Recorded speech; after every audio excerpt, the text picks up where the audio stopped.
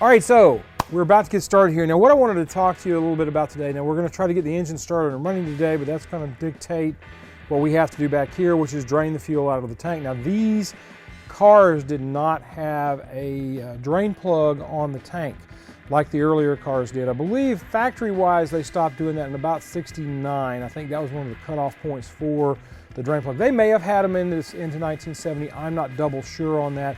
But I know that the 71-3s did not have that drain plug, which I miss. Would love to have a drain plug on this because it'd be a lot easier to just drain the fuel out of the tank that way and be done with it. We have bad fuel in here. And so what I wanted to do is take a little time to kind of talk about fuel today. And I'm going to go over this with what we've got going on. Now, this fuel sat in this tank for a good while. We thought when we put the new gas tank in a while back that we were going to be running this car a lot more frequently than we have. We did not run this car much, and that's kind of a shame, but that's the way it is.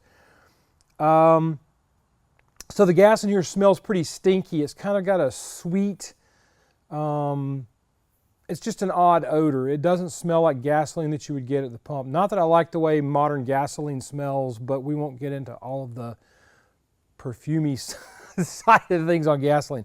What I do want to talk to you about is putting gasoline in one of these cars. I'm going to go ahead and start the pump up so that we're getting this done while we're talking. Yes, we are pumping fuel. I've got a 5-gallon can here, a 7-gallon per hour, I believe, pump, and a lot of hose run down into the tank to be able to get fuel in here. Quickly, what I want to talk about with that, though, while that's going on, is what gasoline constitutes. Now, about 85% of the time in the United States, as far as I can tell, it's going to be really hard to get anything in a low lead or no lead non-ethanol fuel. Most of the time when you are going to go get gas at the gasoline pump, you are going to be getting yourself fuel that is ethanol gas. There are some places that stock non-ethanol, but I find a lot of times these days, unless you're up by the lake, where a lot of guys are going and running non-ethanol gas, you're not going to get anything more in a non-ethanol than an 87 fuel, 87 octane rating. Anything 93 or 91, it's almost always locally going to be a ethanol fuel, sadly. But that's just the way things work these days, I guess. If you want to get a leaded gasoline for an old high-performance car, you're probably going to have to go to a local municipal airport with some gas cans and get that fuel. But I will tell you right now that it is illegal to drive a car on the road with that gasoline because that gasoline, I believe, is a non-taxed fuel. It's not taxed like it is for road use because it's for airplanes. So you could get into some trouble if there is somebody that can tell that you're running, aircraft fuel in it. If it's a car that you're driving to cruise-ins and you're not driving it on a daily basis, I think pretty much they're going to leave you alone. But legally, you can't do that. That's your caveat. So I got to move this thing around a little bit because I'm not picking up any fuel right now.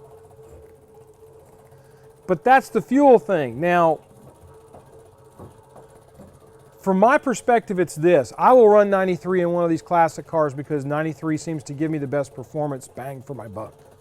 One of the things I find with 87 fuel and things like 87 fuel, ethanol gases are bad for fuel lines. They make rock hard fuel lines much quicker than old gasoline ever would have. Any of your carburetor internal parts, a lot of times it's not good for those carburetor internal parts. Now they are making a lot of these parts now that will withstand the ethanol in the gasolines. But if you're going to have issues with that, it's going to be fuel pumps and it's going to be anything that has a thin rubber membrane that's feeding the gasoline through it, because that membrane will you'll put fuel on there and then the fuel will evaporate and then it'll turn hard after a little while, and you'll find the accelerator pumps, particularly on the Autolite carburetors, will go bad. Anything that has that diaphragm style pump, Hollies for instance, will have a problem with this stuff. I tend to run 93 because the octane rating in the 93 tends to make it burn off less quickly. You're still going to have a problem, I think, with some percolation issues, especially on a car like our 72 Mach 1 here, where we're putting ram air on there with that air cleaner that's just going to let all that heat from that cast iron intake manifold run up in there and cause us some issues. Beyond that, I'm just going to continue to keep this going. If you want to see us do a video on fuels and stuff like that, leave me a comment in the section below and we'll talk about it at a later date in a sidebar episode. But for right now, I'm just going to keep trying to get gasoline out of this tank by doing what I'm doing. This could take a while. All right, I'm going to try to get this thing out of here.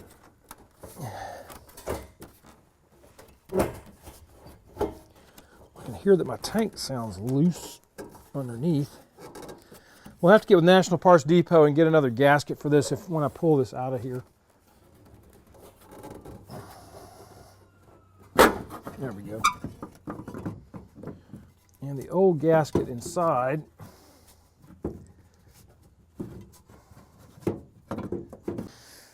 Bear with me. Okay, now this is our fuel neck. It doesn't look in too bad a shape, but the internal gasket that seals this thing off from the underside of the car where all the exhaust fumes are at, that gasket is totally toast. So another one of those from National Parts Depot as well. This gasket will need to be replaced because it's pretty trashed as well. So we'll get that one and redo it.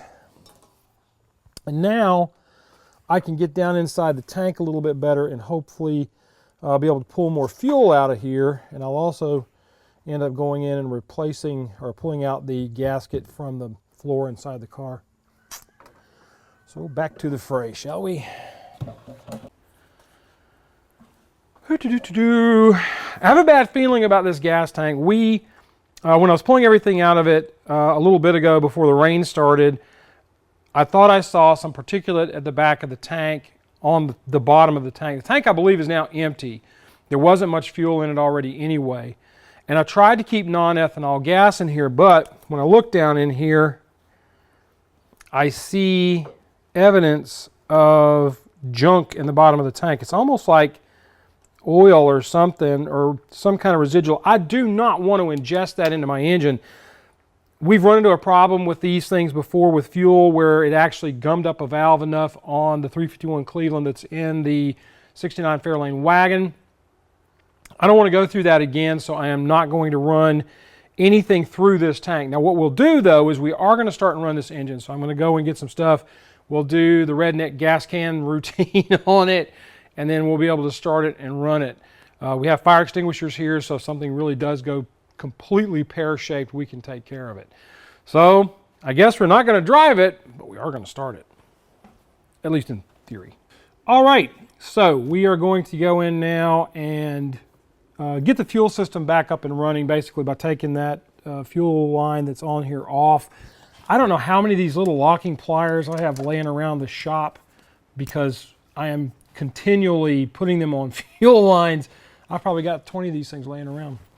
I don't know if I'm going to be able to get this off of here like it is. I'm going to take the air cleaner out of the way because we're not going to need that for today.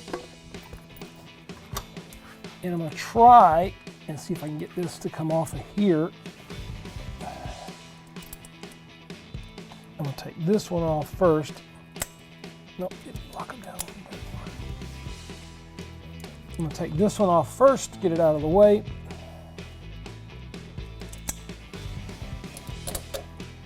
If I can.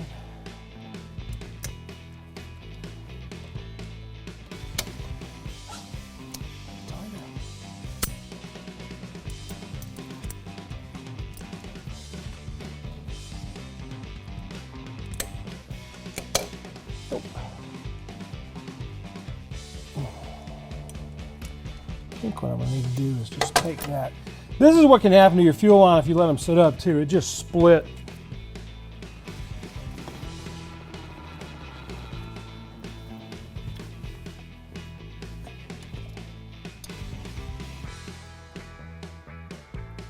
Trying to get that lip cut off.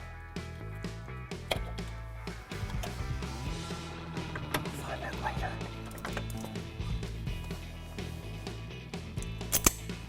There.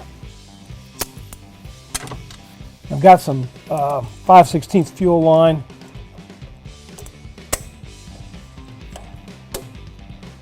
These little locking pliers can be kind of a pain sometimes, the small ones like this, because they will not work like you want them to.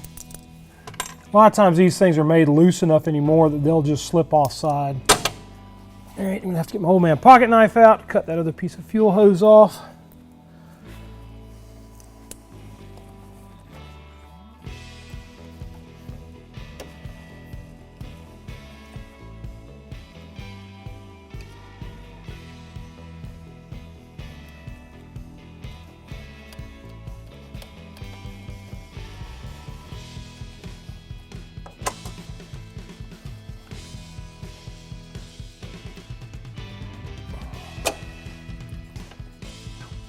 It is on there. Trying not to cut myself.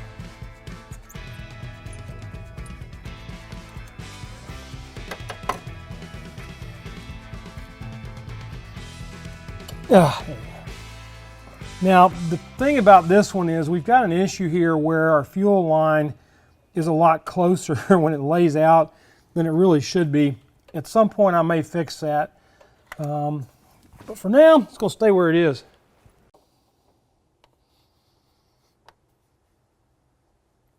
That should be tight enough, and then I'm going to get Cam up here to do, wow, we'll try it and see if we can get it to rock out.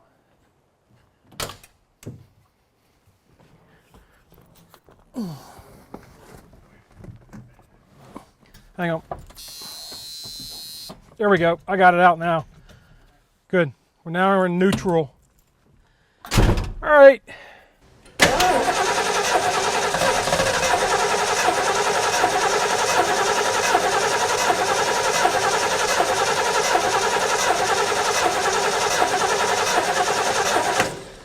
I don't want to do too much more. It's starting to get weak. Yeah. It's also pumping very little. Doesn't have much flow. Oh, brr, brr, brr, brr, brr.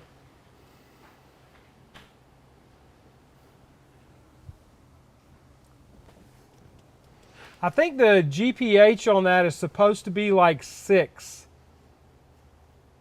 I don't think it's that high. Really? I think it should flow more than that, at least. Right. It's like trickling out, and then every now and again you can see where it pumps it good, and you get a good amount of spray. I mean, it might not be primed yet. Nah, that thing's got to be primed by now. If it's pumping any fuel at all, it should be pumping what it needs to have. Yeah. So I think we are probably in a position with it where we're going to have to put a fuel pump on it and a rebuild kit in the carburetor. I would. It's cheap insurance. Yep.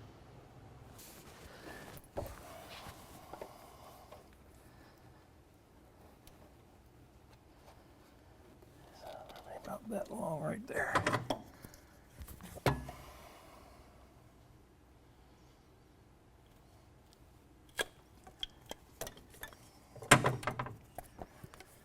All right.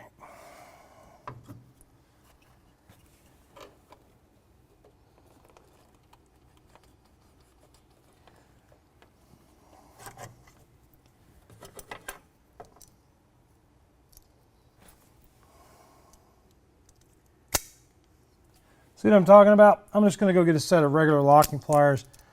Little tech tip for you, locking pliers are great for putting these type of clamps on. All right, I got my regular locking pliers now.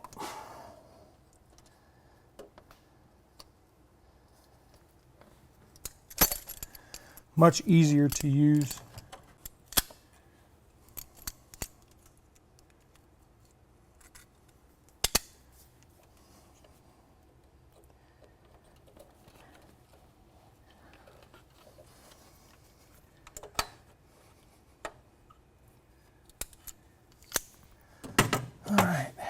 Set up the way it's supposed to be. Now we're going to talk about a couple of other things that are going to need to be handled, so to speak, when we're working on all this. All right, while Jeff is going out and getting some good non-ethanol fuel for us, I'm going to take the fuel line off at the tank from the sender so that we can plumb in our little fuel pump in the gas can dealio, because we're not sure what's in the bottom of this tank, so it's going to do this the easy way for right now.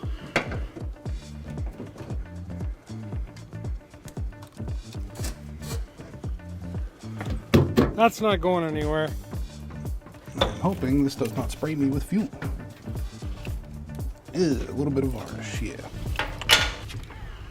All right, and when you see apple juice colored fuel like that, it ain't good. Let all that drain out.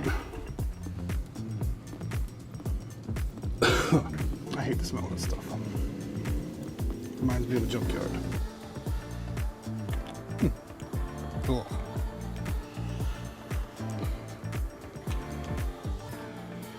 Alright, that's enough for me.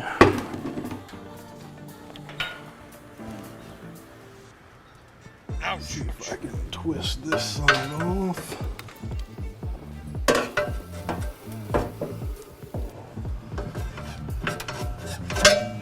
Ta-da!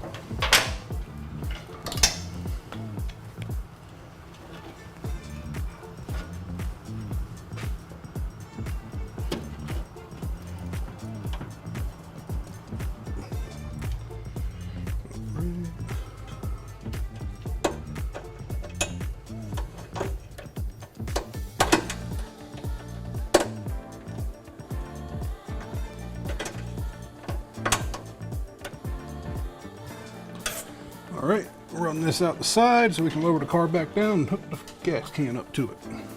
All right, so I've got a little squeezy bottle of fuel. I'm going to put it down the vent tube. That should fill the bowl. I don't know if this is going to work because I'm not sure that those vents go to the fuel bowl, but we're about to find out.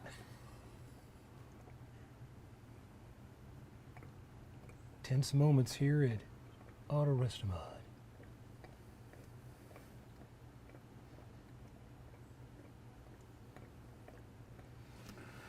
Going somewhere. That should be enough for right now, I think. You check and make sure it's not puking. Yeah.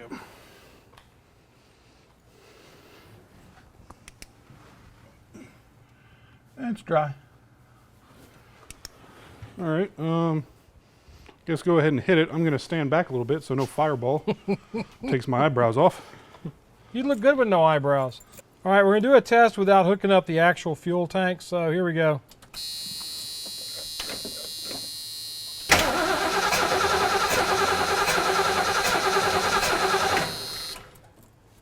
Check and see if it's getting any fuel through the... It sounds like it's puffing back through the carburetor, which is a concerning thing for me.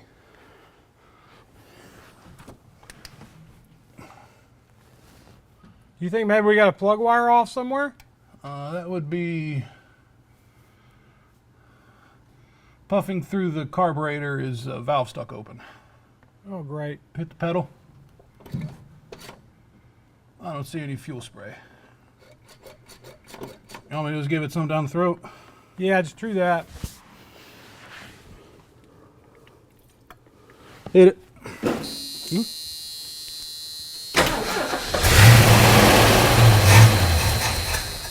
Well, it runs. Buzzer's going off too. That's annoying. I guess that ran good enough. I wonder if it's got a problem with the accelerator pump on it. Very possible.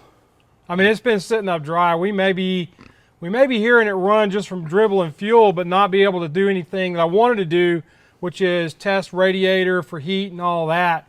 All right, fire in the hole. Hit it.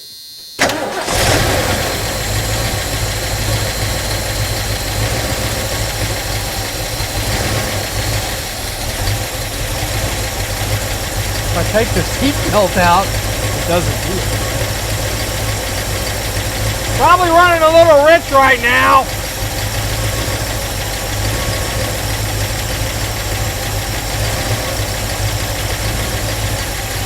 All pressure's good.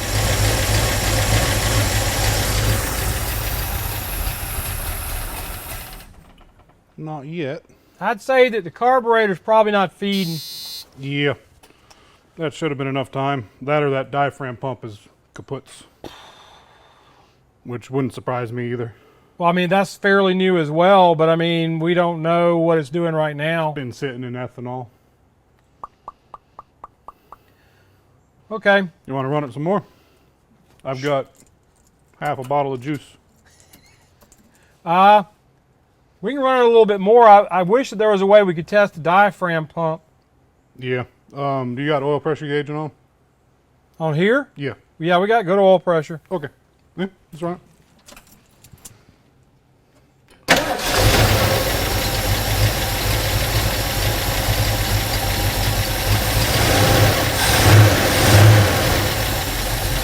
Man, this thing sounds nice. Even with it not running so rich.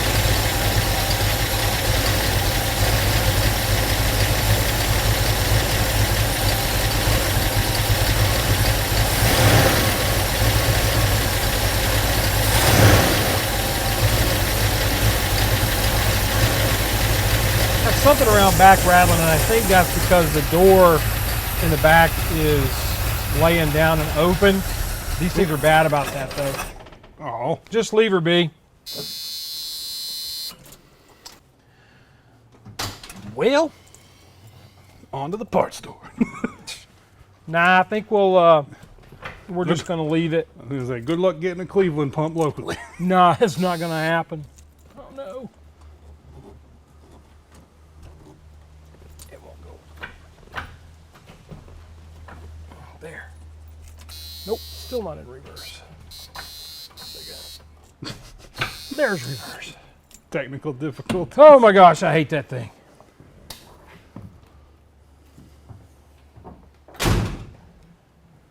I put the safety interlock on it back in the day Yeah. because I wanted it to be like it was, and it was a pain in the butt from the factory. So I may remove that safety interlock just simply because I don't want to deal with it anymore. I guess that's really going to be it for right now. We can't go any further today. It's like he just said, trying to find a fuel pump for a 351 Cleveland is going to be nigh on impossible, and I have a fear that we have an accelerator pump issue on that carburetor anyway, because it's not pushing any fuel. When I hit the throttle on it, it's not throwing anything down through the squirters. Yeah, and it should have gotten enough just from me putting it down the vent tube. Yeah, and it should have. There should have been enough gas in there. So I've already rebuilt this carburetor once before. This is the bad thing about letting your stuff sit up, folks. If this is a story or an allegory of anything, it's really about the fact that this car sat up, and because it sat up for so long, for whatever reason, we didn't get it out and try to drive it. Mostly because I couldn't get the power windows to operate. Honestly, it just sat, and when they sit, they deteriorate. Carroll Shelby said something about, I can't exactly quote him on it, but he said these cars were meant to be driven, and it's kind of like a house. It needs to be lived in. These cars need to be taken out every once in a while, driven down the road, and cleaned out and run. Yep. And quite frankly, we just didn't do it, and now we've got a big mess to clean up because of it. So anyway, I think that what we'll do next week is we're going to come back and we will work on doing a tune-out on this thing so we can see exactly what we do have. And what I mean by tune-out is we'll get the vacuum gauges on it, show you guys how to do a vacuum gauge tuning. By then, I'm hoping Allstate will have gotten us the jets and enough of the stuff through the week this week for me to do a carburetor rebuild on it, a light carburetor rebuild on it, enough for us to be able to run the engine in. And then we will maybe be sending our stuff off to Allstate, this carburetor to Allstate, so he'll rebuild it, make it look nice and pretty like it did before. And we'll put all that back in, and then we can run it with the ram air, and we'll do all the little things to get it to where it's nice. But next week will be us taking this and working on the tune on it, playing with the jets, showing you how to vacuum tune. So do me a favor, folks. Be kind to each other, love on each other, treat each other nice. You guys have a great week, and we'll see you next time on Autorestomod. What hand did we do that time? Opposites again. You did that one. I did that one. I went across, and I should have done that maybe, but I didn't do it. Man, hearing this thing run again, it gets me all wetted up to have it back on the street. I'm really disappointed that it didn't work out today. You heard the cam a little bit. Did hear it. It's motivation. Gives you motivation to keep It does going. give me motivation. I think I'm going to do a little sidebar story on how that cam idle came to be, because that is a custom cam from Comp Cams. It's a custom roller. It's actually a pretty funny little story. So, all right. Well, I guess it's a little too early for beer 30. We'll probably just go ahead and do lunch. Yeah. Let's do lunch. Lunch beer. Lunch beer. Beer lunch. What a concept. Beer lunch.